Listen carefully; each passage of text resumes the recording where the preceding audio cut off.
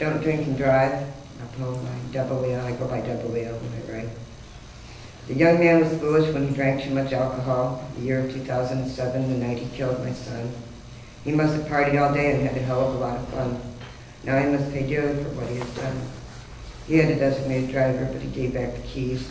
Now a bit too late, he prays on his knees. The bar, they called for him a taxi cab to chauffeur him home. Instead, he chose to drive it and go it alone. He drove through people's yards and hit a fence. He should have stayed where he was, but now he repents. Hit and run he did. And from the police he hid. Then abruptly he crashed a head-on collision. Now he must pay for his greedy decision. For some crazy reason, I guess, he took off his shoes and slid into the passenger seat. Told police someone else was driving and that they did flee. In his drunken stupor to the police he was lying, as two of the victims lay helpless and dying. He had no remorse, it seems. He claimed amnesia, of course. Now a bit late to say he is sorry for what he has done, for now he is unwell on his way to spend time in prison. The funerals were both touchingly sad, so many people were hurt and mad. The tiny little boy lost his mom and his dad. He was hurt real bad. And the little boy, he was literally scalped, only 4 years old. My son died protecting him. And he remembers well his sweet savior. The child told the police who everyone was. He even identified the bodies, and now he has nightmares of such atrocities. The court system took 6 months, and finally the day of sentencing came. No one in that courtroom will ever be the same. Tears filled every eye. As the final impact statements were read by the victims, everyone cried. I recall the offender as he sat next to me, sat by my side. All kinds of mixed feelings and emotions went through my mind. Part of me wanted to strangle him right then and there. We sat so close we could have touched hands. I remember looking at him as he looked away. Perhaps he's ashamed today. I know he's afraid. I can sense him tremble and shake. Hopefully he will never be able to make the same fatal mistake. He has a face and a name I will never forget for the rest of my life. I hope that he will remember mine. For if he sees me, he sees my son. For my child's spirit shall carry on in me until my last day is done. There were 2 families, lives torn apart, forever actually 3. As I sat there and I watched, a stranger sobbed for him. Perhaps she was his mother. Bless her heart. I could feel her pain, but could she comprehend my loss? At least her son has his life, mine lost his. So to anyone who reads or hears this poetry selection, please stop and think before you drink and drive. Let's help keep each other safe and alive. Give your keys to a sober friend, use your designated driver, and prepare to save time drink and drive.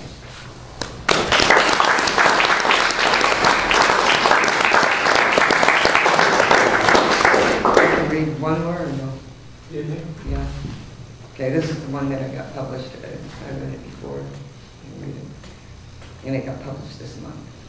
So I'm pretty happy. I never tasted champagne. I never tasted champagne. I never wore garters or lace. No satin sheets, not for me. No diamond rings or other fancy things. But I have tasted love. To my lips it was bittersweet. The pavement, it hit me like concrete. And when I fell, I collided into hell, where the flames are eternal, and melted into his arms like an inferno. But the flames were so hot, like fire melting ice, I paid the price. I came through lukewarm like the calm after a storm. No, I've never tasted champagne. I never wore garters or lace. No satin sheets, not for me, but I have tasted love. So bittersweet, like fire melting ice, I paid the price. From the frying pan into the fire, I fell into his arms with burning desire. As fire melts ice, I paid the price. It nearly cost me my life, being his wife.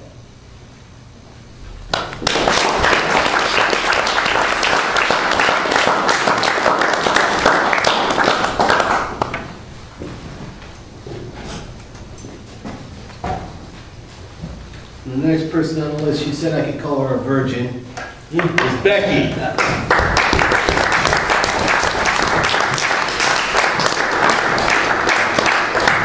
Woo! Can we have Steve on the list? Yeah, Steve on the list. Okay. Steve on the list. Yeah. What are we worried about Steve on the list for? She just wants to write your name. You don't even know what she's going to write. North Star. I don't know. You're so smart, aren't you? Okay, well, I'm going to read, I think start with one by Hafiz, a Sufi poet, that I always think of when I think of you, my poetry friends. It's titled, Your Beautiful Parched Holy Mouth. A poet is someone who can pour light into a spoon, then raise it to nourish your beautiful, parched, holy mouth.